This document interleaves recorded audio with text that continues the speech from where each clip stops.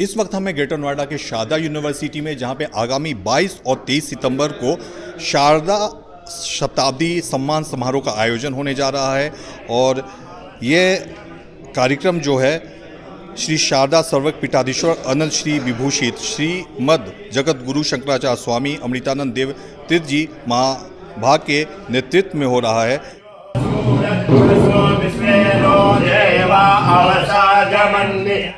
नमस्ते। यहाँ आए हुए सभी लोगों का शारदा सर्वज्ञ पीठ की ओर से हार्दिक स्वागत है, अभिनंदन है। शारदा सर्वज्ञ पीठ एक विशेष महत्व रखती है इस देश में। मूलतः इसकी पृष्ठभूमि ऐसी है कि 22 फरवरी 1994 और 15 मार्च 2013 को भारतीय संसद ने 2 बार सर्वसम्मति से संकल्प लिया कि पाक अधिकृत कश्मीर हमारा अभिन्न भूभाग है और हम उसको वापस लेके रहेंगे।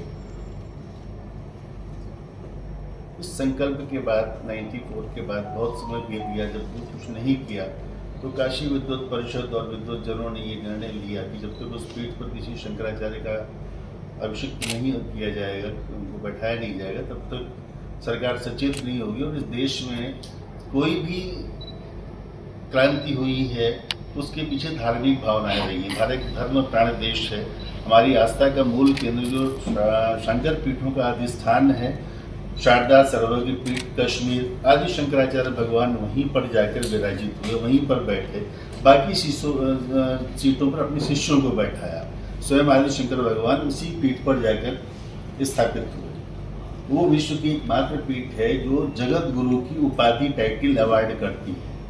इस देश में 6 जगत गुरु परंपराएं हैं, उन सब के मूल आचार्य वहीं पर जाकर सर्टिफाइड हुए और वहीं पर उनको जगत गुरु की उपाधि मिली। तो इसी उद्देश्य से कि उस अभियान को हम लोग आगे बढ़ाएं, और उसके बीच में मूल भावना ये है कि जैसे हम लोगों का ऐसा मानना है और ये विश्वास है कि शारदा सर्वज्ञ पीठ की एक्सेस भारतीय जनता को मिल जाए तो अगले कुछ वर्षों में पीओके आपके पास बिना गोली और बिना गाली के भारत का हिस्सा बन जाएगा। ये मेरा विश्वास है।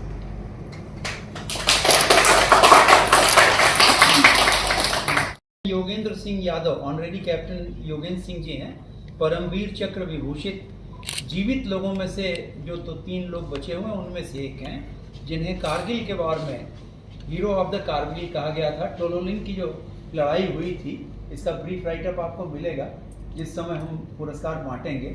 उनका साइटेशन आर्मी हेडक्वार्टर से जो आया है उसको हम लोग डिटेल में आपको बताएंगे। और अभी हमारे साथ मौजूद हैं श्री शारदा सर्वज्ञ पीठाधीश्वर अनंत श्री विभूषित श्री मद जगत गुरु शंकराचार्य स्वामी अमृतानंद देव तीर्थ जी महाभाग। स्वागत है शंकराचार्य जी आपका। तो ये आपका यहाँ 12वां कार्यक्रम है। 11 बार आप श्रीनगर में किए हैं, पहली बार आप उत्तर प्रदेश के ग्रेटर नोएडा में, वही शारदा यूनिवर्सिटी में। इसका सौभाग्य की बात है आप यहाँ पे ये कार्यक्रम कर रहे हैं। तो इस कार्यक्रम के पीछे आपका क्या विज़न था और सम्मानित जो आप कर रहे हैं, और आपका और जो पीठ जो है वो किन उद्देश्यों के साथ जो है कार्य कर रहा है?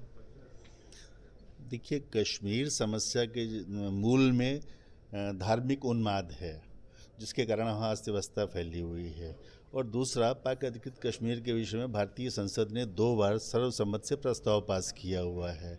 उन चीज़ों को कार्यान्वित कराने के लिए और कश्मीर में जो हमारी प्राचीन धर्म परंपरा रही है उसको पुनः स्थापित करने के उद्देश्य से, ताकि वहाँ पर हिंदू विहीन क्षेत्र न हो जिससे समस्याएं खड़ी हों। इसलिए वहाँ पे हिंदू कैसे रहें, कैसे वहाँ के तीर्थों का विकास हो, कैसे वहाँ धार्मिक पर्यटन को बढ़ावा दिया जाए, किस प्रकार वहाँ के लोगों के जीवन स्तर को ठीक किया जाए। और पाक अधिकृत कश्मीर के जो हमारे 2 संकल्प हैं संसद के, एक तरह से पूरे भारत का संकल्प है वो, क्योंकि वो ऐसा संकल्प है जिसमें किसी भी राजनीतिक दल ने कोई विरोध नहीं किया है, इसलिए वो सबकी सहमति है उस पर। उस कार्य को पूरा कराने के लिए ये योजनाएँ चल रही हैं। जो मुजफ्फराबाद इलाका हुआ या पीओके देखा जा रहा है, और मीडिया रिपोर्ट्स भी आ रही है, काफ़ी लोग वहाँ परेशान दिख रहे हैं। कोई संपर्क में है आपसे? वहाँ के जो विस्थापित लोग हैं उनके अध्यक्ष राजीव चूनी जी यहीं पधार रहे हैं, आपके पास आएंगे, उन्हीं से सारी समस्याएं समझ लीजिएगा।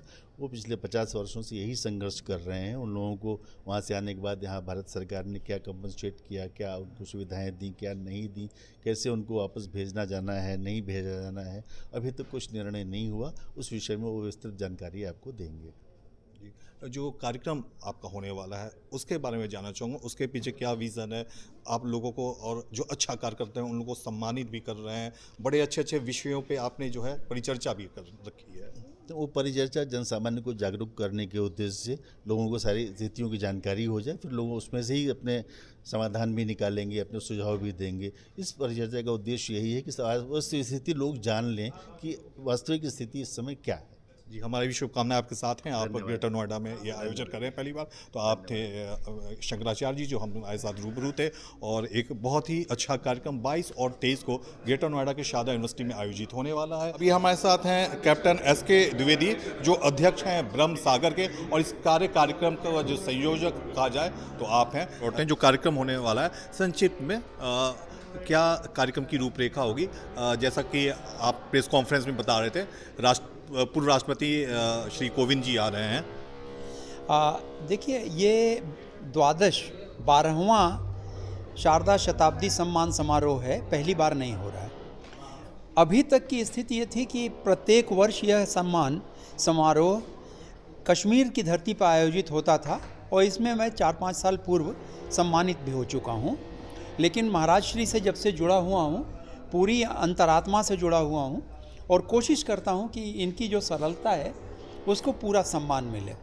शारदा सम्मान समारोह एक नियमित परंपरा है जिसमें समाज के विभिन्न अंगों को, जिसमें संस्कृति है, सनातन है, धर्म है, आध्यात्म है, शिक्षा है, संस्कृत का प्रचार प्रसार है, विद्वता है, और खेल कूद है, म्यूज़िक है, इन सब चीज़ों पर अलग अलग फील्ड्स में जो हमारे आउटस्टैंडिंग लोग हैं उनको चयन करके और उनको सम्मानित किया जाए, जिससे हमारे समाज की जो युवा पीढ़ी है उसको एक दिशा मिल सके, और वो अपने लिए भी ये प्रयास करे कि भविष्य में वो इस स्थान पे आ सकते हैं। कुछ आप विषयों पे भी परिचर्चा यहाँ करा रहे हैं? हाँ, यहाँ पर प्रत्येक सत्र में हमने अलग अलग विषय रखे हैं।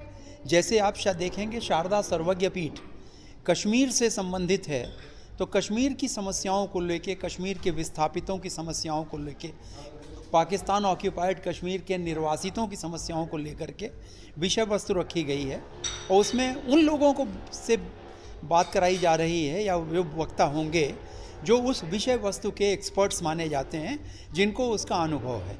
आपकी संस्था ब्रह्म सागर है, उसके बारे में थोड़ा सा बताएं। ये किस उद्देश्य के साथ आपने, क्या विज़न है इसके पीछे?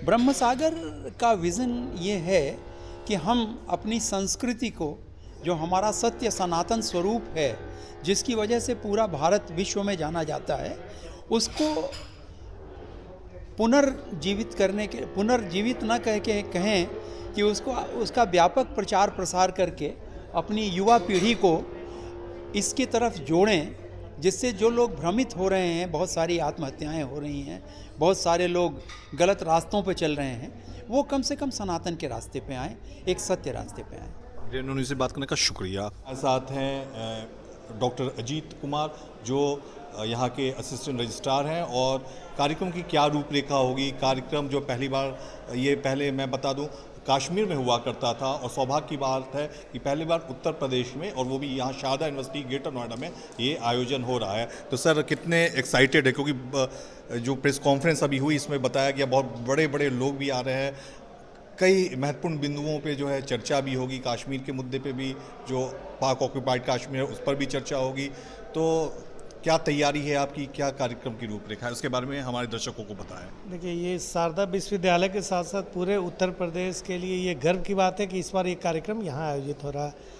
पहले ये लोग दिल्ली में प्रयास करें, लेकिन हम लोगों ने खुद आग्रह किया और हमारे प्रबंधन के सदस्यों ने भी इनसे रिक्वेस्ट किया कि इस बार यहाँ आयोजन किया जाए, तो इन्होंने सहर्ष स्वीकार कर लिया। और इसके लिए हम लोगों ने खास तैयारियाँ की हैं। हम लोग मेडिकल कॉलेज के ऑडिटोरियम को इसके लिए विभिन्न तरीके से और तैयार कर रहे हैं कि जिससे सब बच्चे अपने संस्कृति के बारे में सब छोटी छोटी बारीकियों को समझ सकें। इसमें कई विशिष्ट अतिथियों को भी आमंत्रित किया गया है, जिसमें देश के काशी से आ रहे हैं, अयोध्या से आ रहे हैं और कई कई घराने से आ रहे हैं, जो लोग हम लोग को, जिनके ज्ञान से हम लोग उज्ज्वलित होंगे। जी, कार्यक्रम क्या क्या समय होगा और मुख्य अतिथि कौन होंगे, और जो सेशंस हैं अलग अलग, और सम्मानित कितने लोगों को किया जा रहा है? देखिए, 25 लोग सम्मानित होंगे और कार्यक्रम 22 सितंबर को आरंभ होगा, जिसमें पूर्व राष्ट्रपति श्री रामनाथ कोविंद जी मुख्य अतिथि होंगे पहले सत्र के। उसके अलावा कई सारे कैबिनेट मिनिस्टर भी आ रहे हैं इसमें, जिसमें कुलस्ते साहब हैं, वीके सिंह साहब हैं, उस तरह से महेंद्र पांडे जी हैं, प्लस उत्तर प्रदेश सरकार के भी कई सारे मंत्री और अधिकारी इसमें भाग लेंगे। जी, ग्रीन न्यूज़ से बात करने का शुक्रिया। जो सीईओ हैं यमुना प्राधिकरण अरुणवीर सिंह, उन्हें भी लोक सेवा के लिए सम्मानित किया जा रहा है। इसके अलावा कैप्टन योगेंद्र सिंह यादव जो परमवीर चक्र से विभूषित हैं, उन्हें भी सम्मानित किया जाएगा। आर.के. ग्रोवर हैं, सुनील जोगी हैं जो कवि हैं, मनोज दीक्षित हैं कुलपति हैं, महाराजा गंगा, मुरली मनोहर पाठक हैं कुलपति है, लाल बहादुर शास्त्री। तो ऐसे तमाम जो हैं 25-26 लोग हैं जिन्हें सम्मानित किया जा रहा है।